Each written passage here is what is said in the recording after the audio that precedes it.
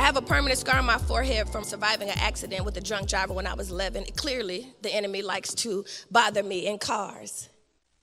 A drunk driver hit me. I had a scar on my forehead, and I had just moved to Michigan from Texas, and my parents were getting a divorce, and so my mother did what mothers want to do. I said, Mom, I don't want this scar anymore. I need you to take me to see a plastic surgeon. I was 12 years old, and my mother does what parents do when they have a hard time seeing their children struggle. She took me to the plastic surgeon. The plastic surgeon looked at me, and he goes to the left and a little to the right. He turns my head to the left, turns my head to the right. He said, well, we can't make it go away, but what we can do is we can clean it up a little bit. We can smooth it out and straighten it up. I said, that sounds good. How much will it cost? He said, $23,000. I said, well, every now and then you got to keep some stuff in your life.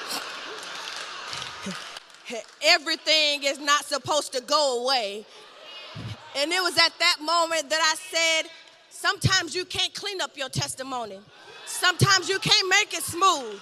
Sometimes you can't make it look good. You can't always make it look pristine. Every now and then you got to keep it as ugly as it is and let it tell the true story of what you've been through. You know, that's what happens in church. We try to clean up our testimony so it can look more sanctified, look a little better to the church people. But the Bible says we overcome by the word of our testimony, not the lies of our tongue.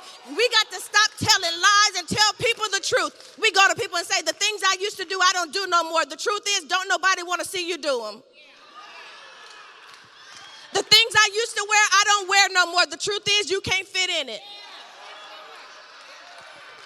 I used to struggle in my marriage too, and I prayed and he came on in. No, she sent him back home and you're happy about it. We got to overcome by the truth of our testimony, not the lies of our tongue. So that means you can't clean up your testimony. You can't smooth it out. You can't straighten it up, and you can't make it look at any better. You got to let it be deliverance for other people in their lives.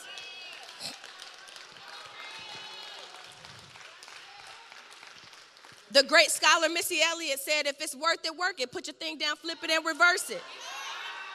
So work your testimony. If it looks bad, tell it. If it's a testimony that you had a baby, parade that baby through the streets. If it's healing, you got to show everybody your scar to show them at some point you were not well. If it's deliverance, you got to tell them how you were bound. If it's provision, you got to tell them you were lacking something. Whatever it is that God has done for you, you got to let it be your ticket to greater. Sometimes our testimony is what gets us to the next level.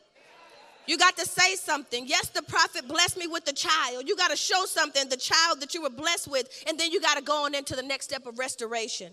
You got to say something. Yes, he came and resurrected him. You ought to let him see something, the baby that's alive, and then you got to slide on to more than you had. You got to say something. Yes, I had an addiction. You ought to let him see something. Show him your AA coin, and then slide on to what God has for you. We have to stop being embarrassed by our testimony and tell God thank you.